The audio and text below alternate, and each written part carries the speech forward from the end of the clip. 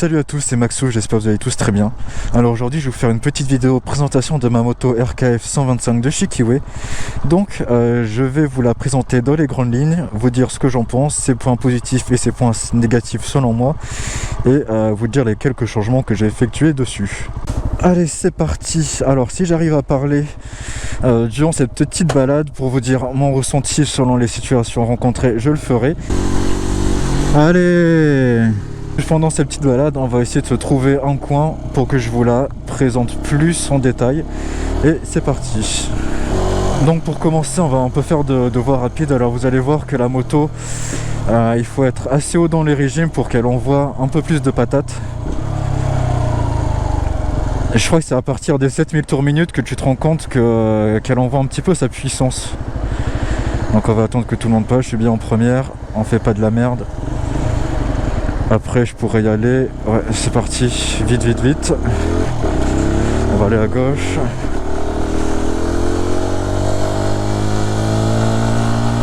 Allez, on accélère.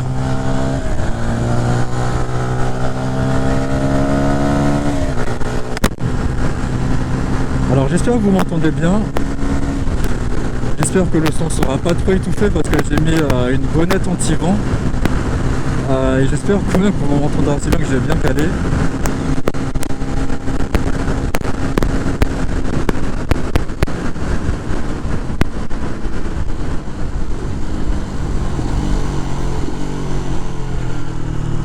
Les freins ils sont bons. Il faut savoir que sur cette moto on n'est pas sur de l'ABS mais on est sur du CBS.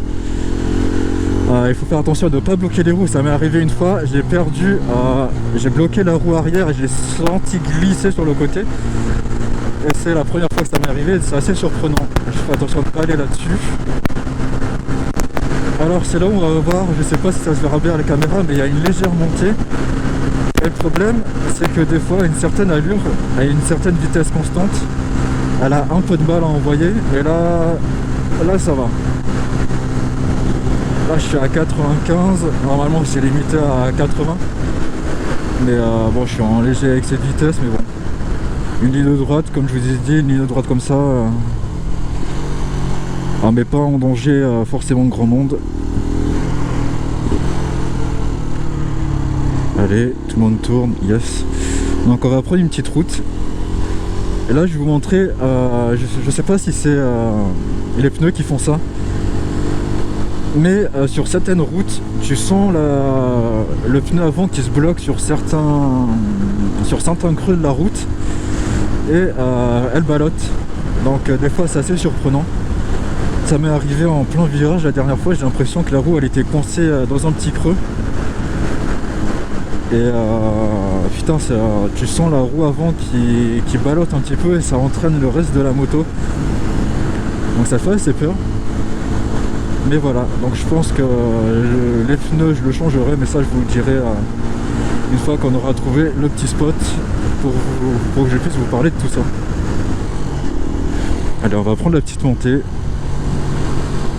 Et vous allez voir qu'il faut être haut dans les tours pour la faire. La dernière fois j'ai essayé de le faire en 5ème entre 5000 et 6000 tours minute et franchement ça avançait pas. Donc là on va prendre de l'élan et on va aller au bout de la 3ème. Et on va essayer de se stabiliser en 4ème. Là ça en va quand même pas mal. Bon, à la fin ça commence à ramer du cul un petit peu. Mais bon, c'est une 125, c'est qu'une 12 chevaux, mais je vous montrerai après. Alors cette moto, c'est, comme je vous l'ai dit, c'est un RKF de chez Kiwi, un roadster au style Hypernact. Donc concernant ses caractéristiques, alors elle a un moteur de 12 chevaux avec un poids total de 135 kg. Ce qui fait qu'elle est vraiment très légère, très maniable et qui est assez dynamique, surtout quand on est assez haut dans les régimes. On s'emmerde pas trop à son guidon. Bref. Ce qu'il y a de bien aussi avec cette petite moto, c'est qu'on a vraiment le strict nécessaire en termes d'information au niveau du compteur et en termes d'équipement qu'elle a de base. Concernant les freins, on est sur du frein CBS et non ABS. Il faut faire attention, surtout sur sol mouillé, parce que Je vais en parler juste après, mais c'est au niveau des pneus. Enfin, je vais en parler juste maintenant, ça fait une belle transition. Il faut savoir que ce sont des pneus chinois. Donc constructeur, je sais même plus le nom, ça doit être Orial, Oracle ou un truc comme ça. Sur sol sec, humide, il n'y a rien à dire, ça accroche pas mal. Mais par contre, quand il pleut, au niveau de l'adhérence, vraiment, on peut largement mieux faire. C'est pas vraiment ce qu'il y a de top. Donc je pense que c'est un changement que je vais faire peut-être l'hiver prochain.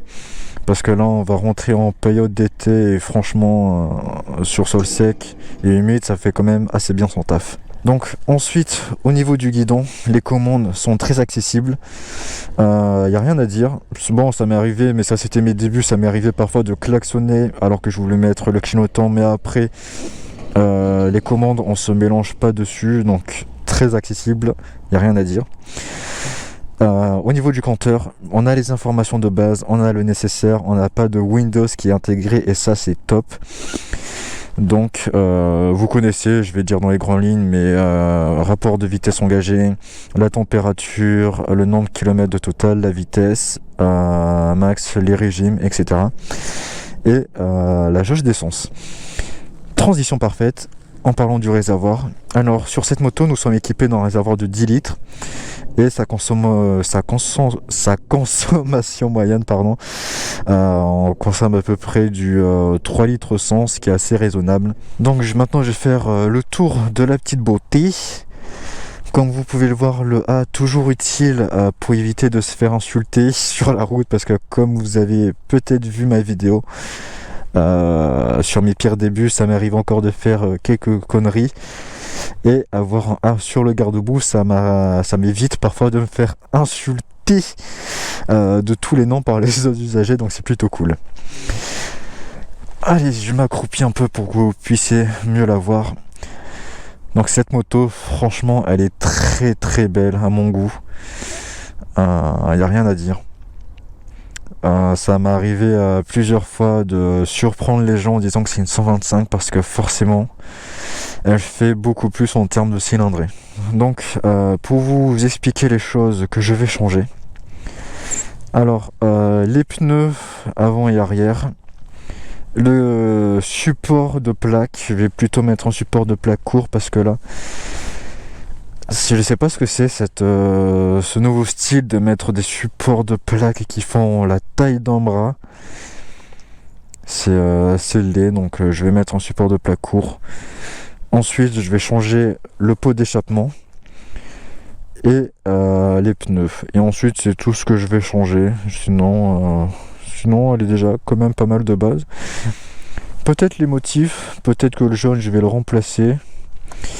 Les stickers, je sais pas, j'en sais rien. Pour l'instant, elle a une bonne gueule, donc ça me convient. C'est juste ces petites choses-là que je vais changer. Alors, je vous reprends en voix off parce que malheureusement, le micro de ma GoPro m'a lâché. Alors, pour finir la vidéo, je vais vous donner mon avis. C'est que la moto a un rapport qualité-prix très agressif comparé aux autres concurrents, entre guillemets. Le prix hors promotion est de 3000 €. Moi, je l'ai eu à 2500 € avec promotion. Mais actuellement, il y a une nouvelle promotion pour les coloris blanches cette fois-ci. Et son nouveau prix est de 2365 €. Ce qui n'est vraiment pas très cher pour une 125. Ça ne veut pas dire que c'est chinois, que c'est forcément de la merde. Il y a pas mal de pièces actuellement des autres constructeurs qui viennent de sous-traitants basés en Chine. Donc le fait de dire Kiwi c'est chinois donc c'est de la merde, ben pour l'instant c'est pas vraiment le cas.